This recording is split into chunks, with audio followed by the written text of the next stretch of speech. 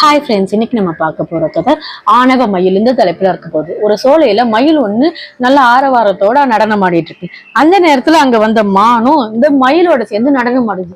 அதை பார்த்த மயில் உடனே தன்னோட ஆட்டத்தை நிப்பாட்டிட்டு, மானே நீ எதுக்காக இப்படி என் கூட சேர்ந்து ஆடிக்கிட்டு இருக்க, நீ இப்படி முன்னும் பின்னையும் ஆடுறது எனக்கு ரொம்பவும் அருவருப்பை கொடுக்குது அப்படின்னு சொல்லி இந்த மயில் சொல்லுது. உடனே மான் என்ன சொல்லுதுன்னா, நான் ஒரு மூலையில நடனம் ஆடிட்டு இருக்கேன், நான் என்னமோ உன்னை கேலி செய்யறதா நினைச்சிட்டு நீ தான் தவறா புரிஞ்சுக்கிட்டு இருக்க. எனக்கு தெரிஞ்ச நடனத்தை நான் ஆடுறேன், உனக்கு தெரிஞ்ச நடனத்தை நீ ஆடிட்டு இருக்க. இதுல நமக்கு எதுக்கு போட்டி பொறாம இதெல்லாம்? சோலையில ஆளுக்கு ஒரு மூலையில அமைதியா ஆடிட்டு போவோம் அப்படின்னு சொல்லி இந்த மான் சொல்லுது. மானே, இந்த சோலையில நான் மட்டும்தான் இப்படி நடனம் ஆடுவேன், இந்த சோலையில நீ நடனம் ஆடக்கூடாது அப்படின்னு சொல்லி மயில் சொல்லுது. மான் இதை கேட்டதுக்கு அப்புறம் என்ன சொல்லுதுன்னா, இந்த சோலை நம்ம உனக்கே சொந்த மாதிரி பேசிக்கிட்டு இருக்க, நீ ஒன்னும் இந்த சோலையில உரிமை கொண்டாடாத அப்படின்னு சொல்லி மான் சொல்லுது.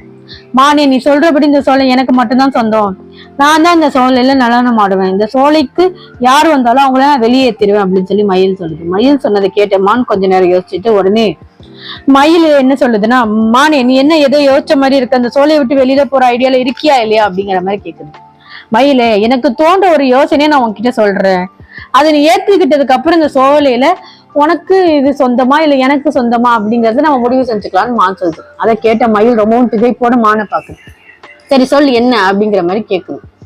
உடனே அது மனசுல பட்ட யோசனை என்னன்னு சொல்லுது, நம்ம 2 பேருக்கும் இங்க ஒரு நடன போட்டி வைப்போம், அதுக்கு நடுவரா ஒருத்தர் வச்சுட்டு அந்த நடன போட்டியோட முடிவுல யாரு சிறந்த நடனம் ஆடுறவங்கன்னு சொல்லிட்டு அந்த தேர்வாகிறாங்களோ அவங்க இந்த சோலையிலே இருக்கட்டும், மத்தவங்க இங்க இருந்து போயிடணும், அதுக்கப்புறம் யாரும் யாரு கூட சண்டை போடக்கூடாது அப்படிங்கிற மாதிரி இது சொல்லுது. இதை சொல்லிட்டு இருக்கும்போது யார போட்டிக்கு நடுவர் ஆக்கலான்னு 2 பேருத்துக்குள்ள ஒரு யோசனை வரும்போது அந்த நேரத்துல சோலைக்கு வெளிப்புறமா ஒரு குரங்கு ஒண்ணு போறத மான் கவனிக்குது.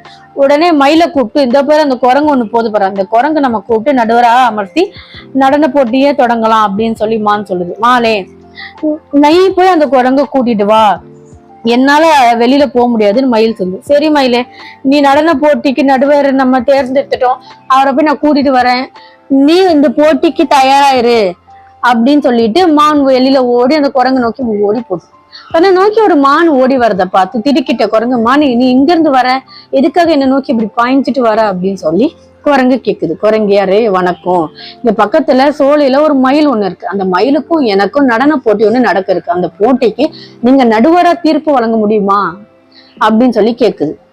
போட்டியில வெற்றி பெறவங்க தான் இந்த சோலையில இருக்கணும் அப்படிங்கிற மாதிரி நானும் மயிலும் முடிவெடுத்திருக்கோம் அப்படின்னு சொல்லி சொல்லுது. மானே, உங்களோட நடனத்தை பார்க்க நானும் ரொம்பவும் ஆவலோட இருக்கேன், நானும் இந்த மாதிரி நடனத்தெல்லாம் நிறைய ரசிச்சிருக்கேன், எனக்கு ரொம்ப பிடிக்கும், நான் நல்லா ரசிப்பேங்கிறத தாண்டி இந்த நடனத்துல இருக்க நெளிவு சுழிவுகள் எல்லாமே எனக்கு நல்லாவே தெரியும். இதுக்கு முன்னாடி நான் ஒரு கலையரங்கத்துக்கு மேல இருந்த வேப்ப மரத்துலதான் வச்சுட்டு வந்தேன். அந்த கலையரங்கத்துல இதே மாதிரி ஏகப்பட்ட நடன நிகழ்ச்சி எல்லாம் நடந்திருக்கு, மரத்துல எல்லாம் வந்து ஜன்னல் வழியா அதெல்லாம் பார்த்து ரசிச்சிருக்கேன், அதனால நான் ரொம்பவும் தெளிவா முடிவெடுப்பேன், நீ கவலைப்படாதுன்னு சொல்லி குரங்கு சொல்லுது. குரங்கே, நீ சொல்றது கேட்கும் போது எனக்கு ரொம்பவும் சந்தோஷமா இருக்கு, நானும் உன்கிட்ட இதுதான் எதிர்பார்த்தேன், நீ உள்ள என் கூட வா, சோலைக்குள்ள வந்து உட்காந்து நாங்க நடனம் ஆடுறத பாரு அப்படின்னு சொல்லி மான் சொல்லுது. உடனே குரங்கு மான் பின்னாடியே உள்ள போகுது. மான் குரங்க கூட்டிட்டு சோலைக்குள்ள நுழைஞ்சதுக்கு அப்புறம் குரங்கு மயில் பக்கத்துல போய் நிக்குது. ஆனா மயிலோ குரங்கு கிட்ட எதுவுமே பேசாம ரொம்பவும் அமைதியா நிக்குது. மயில, நீ எதுக்காக இப்படி எதுவுமே பேசாம இருக்க, உங்க நடனத்தை தலைமை தாங்கிதான் நான் வந்திருக்கேன், என்கிட்ட நீ எதுவுமே பேசாம இருக்கிய அப்படின்னு சொல்லி குரங்கு சொல்லுது. குரங்கே, நீ என்ன தீர்ப்பு கூறு வந்திருக்க அப்படிங்கிறது எனக்கு தெரியும், நான் தான் இதுல வெற்றி பெற போறேன்னு எனக்கு தெரியும், அதனால உன்கிட்ட நல்லா விசாரிக்க வேண்டிய அவசியம் எனக்கு இல்லை அப்படின்னு சொல்லி மயில் சொல்லுது. மயிலோட இந்த ஆணவ பேச்சு கேட்ட குரங்குக்கு ஆத்திரம் தாங்கல. இருந்தாலும் ஒரு போட்டிக்கு நடுவரா போன இடத்துல கோவப்படுறது சரியா வராது அப்படின்னு சொல்லி ரொம்பவும் அமைதியா இருந்த குரங்கு கொஞ்ச நேரத்துல மானும் மயிலும் தன்னோட ஆட்டத்தை தொடங்க ஆரம்பிக்குது. குரங்கு அமைதியா மயிலோட நடனத்தையும் சரி மானோட நடனத்தையும் ரொம்பவும் நல்லா ரசிச்சு பாக்குது. 2மே தன்னோட ஆட்டத்தை முடிக்குது. குரங்கு என்ன தீர்ப்பு சொல்ல போதோ அப்படின்னு சொல்லிட்டு மானும் மயிலும் ரொம்பவும் ஆவலோட இருக்கு.